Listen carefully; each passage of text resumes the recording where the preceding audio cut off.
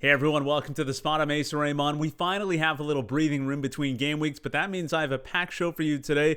I'll tell you the usual fixture preview for every match this game week. Then I'll tell you the Waiver 11 for game week 24. And finally, I'll give you 3 players that you should have on your radar in your fantasy draft leagues.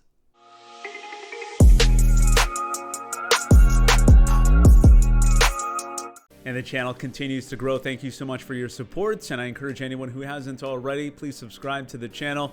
All right, let's get to the fixture preview for game week 24, and I'll be going through all 12 matches for the game week, and I'll be using a 4-game average for each player instead of the form rating that the FPL site uses, which looks at all games played in the past 30 days.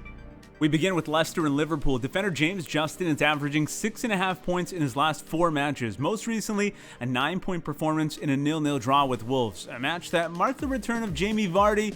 He came off the bench for the final 30 minutes.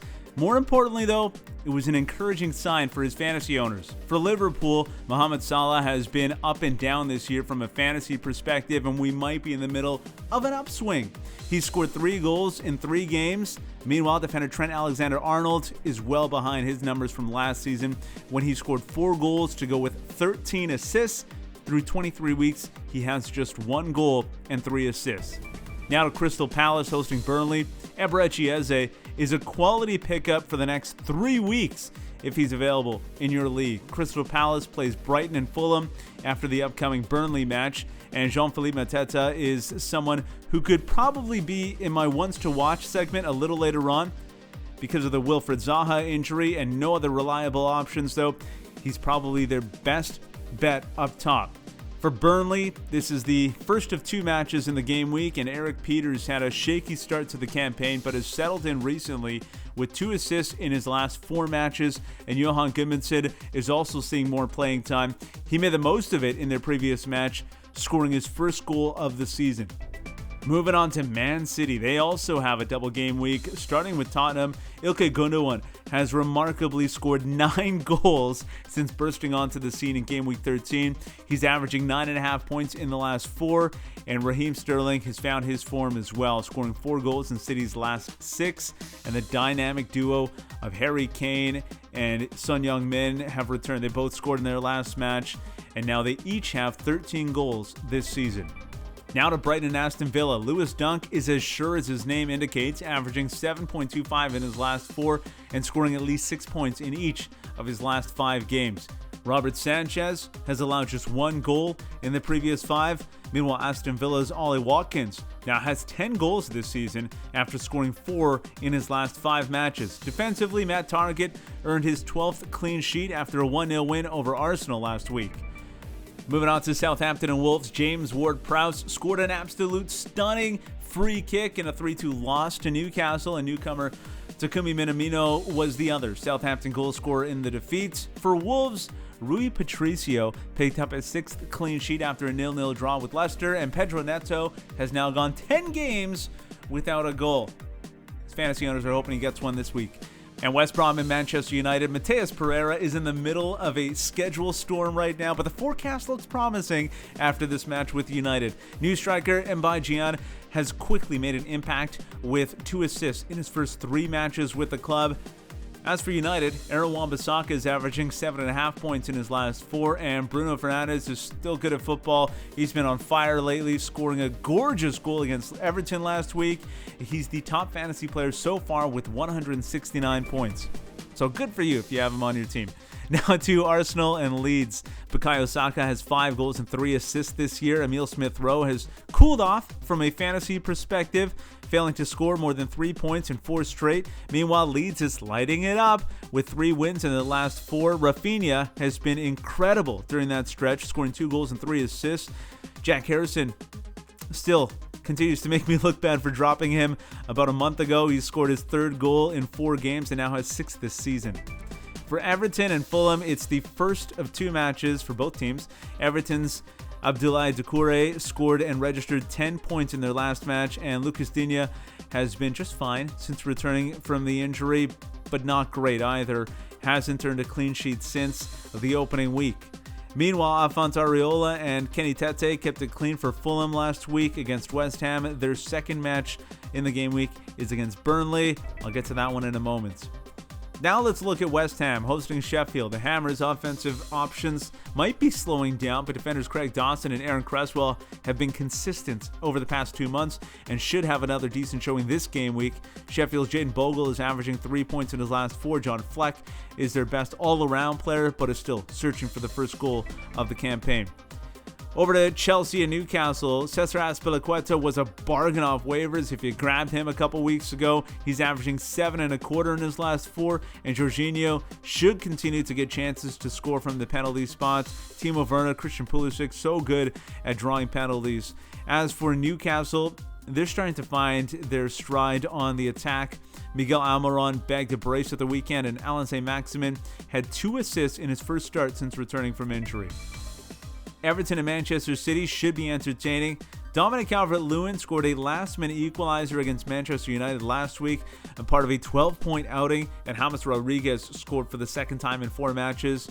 For City, Phil Foden is coming off his best fantasy performance of the season, 16 points in a 4-1 win over Liverpool, and Bernardo Silva is starting to establish himself as a fantasy option with City. He's averaging 4.5 points in his last 4 games. And finally, Burnley hosting Fulham. Let's look at the attacking options for both teams. Dwight McNeil, Ashley Barnes are the ones that I'd back to score for Burnley. As for Fulham, well, it's a bit of a mess. I'll be honest, it's really hard to pick one out of this group as a reliable option. Ivan Cavallero, Bobby Decker-Dova-Reed are both averaging 3 points in the last 4, but you can throw Mitrovic, Lookman, Loftus-Cheek into this group, and I really can't confidently say who I like the most or who's the most reliable for Fulham. Well, some pretty good players there. We'll see if any of them made the waiver 11. And I want to know what you think of the 4-game average that I use in these preview shows instead of the FPL form rating, which looks at all games played in the past 30 days. Maybe there's another metric that you'd like to see in upcoming shows. Let me know what you think in the comments below. Now, before we get to this week's team, let's look back and see how the Game Week 23 waiver 11 did. Well, I got a decent showing from Robert Sanchez in goal, but the key performances came from Lewis Dunk, who got on the score sheet and finished with 9 fantasy points, and Jorginho, who scored a penalty once again to help himself get to 10 points. The total tally for the starting 11 was very respectable, 42, which would have beaten 4 teams in my draft league. Not bad for a squad compiled of players on the waiver pile. Now let's look at the Game Week 24 waiver 11, and I got a little lucky with the keeper situation this week. Fulham's Alphonse Areola was dropped for Robert Sanchez last week, so I get to pick him up off the waiver heap. How does the saying go? One man's trash is another man's waiver 11 starter, something like that. He has the double game week with Fulham facing Everton and Burnley, so it'd be good to take advantage of that. Moving to defenders then, he wasn't picked up last week, so I get to grab him once again. Lewis Dunk, Brighton have allowed just 2 goals in their last 6. They will be tested by Aston Villa this game week, though. We'll see how that goes. Next, I'm taking Vladimir Siou. He earned a clean sheet, 6 points in a 0-0 draw with Fulham. He has 4 assists this season, so he's capable of earning attacking points for you as well. My third defender is Eric Peters of Burnley. If you have a defensive drop spot, I do recommend this one. I like this potential pickup to boost your lineup just for this game week. Burnley has the double, so they're facing Crystal Palace and Fulham, 2 favorable matchups for Peters to take advantage of. Speaking of Fulham, Kenny Tete takes the final starting defender spots in the lineup. I don't love that he's a defender that gets subbed off or subbed into matches midway through, but I do love the fact that he's able to contribute offensively as well, and he also has the benefits of the double game week with matches against Everton and Burnley. Now to the midfielders. Jorginho, mentioned him before. He's my first pick here because, as I said in the previous show, he's trusted to take penalties again, and he's converted from the spots in back-to-back games, recording 11 and 10 points in each of those. Now, Gylfi Sigurdsson also returns to the waiver 11 this week. He has the benefits of 2 games, 2 matches, Everton facing Fulham and Manchester City, so double the chances of him producing for you, even if he's coming on as a sub in one of those. Still, 2 games better than 1, right? We'll take it.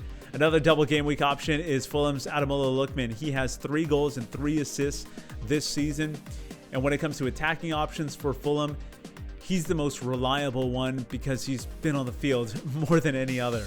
And the final midfield spot goes to Miguel Almiron. The Newcastle man has a tough matchup against Chelsea, but he's just been too productive to pass up at this point. As you saw in the previous segment, he's averaging 7.25 in his last 4 games. For forwards now, this is always the hardest position for me to pick in the waiver 11.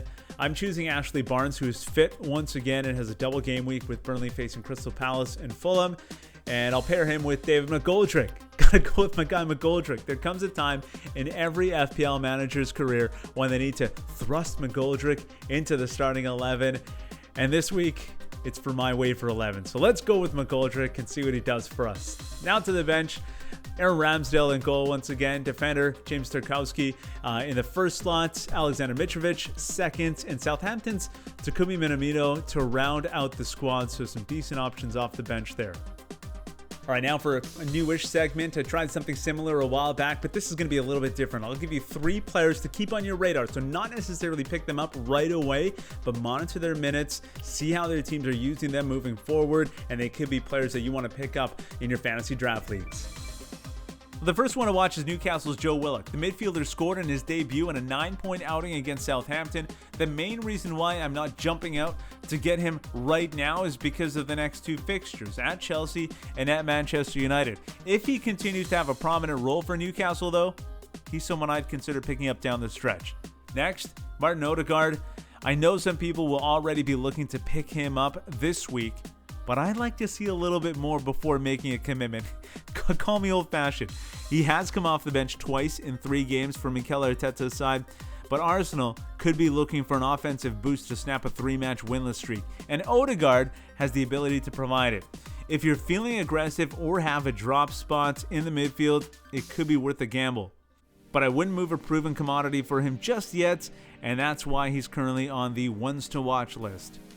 And the third one is Said Benrahma. Yes, the same player that I said you could drop a few weeks ago, and I stand by that. He posted 2, 2, 5, and 1 since then, but his recent play has caught my attention. He's a talented player, and he'll have an opportunity to score some fantasy points against Sheffield United this weekend. He has tougher fixtures after that, which is why he's just someone to monitor for now. All right, let me know what you think of that segment in the comments below. Is it something you'd like to see next week? Speaking of next week, I'm happy to introduce a new show to the channel. The first guest spot will feature a former player, and we'll be going through a draft head-to-head. Should be a whole lot of fun. Make sure you check that one out. Subscribe to the channel, ding the bell so you don't miss it. Thanks so much for hanging out at the spot.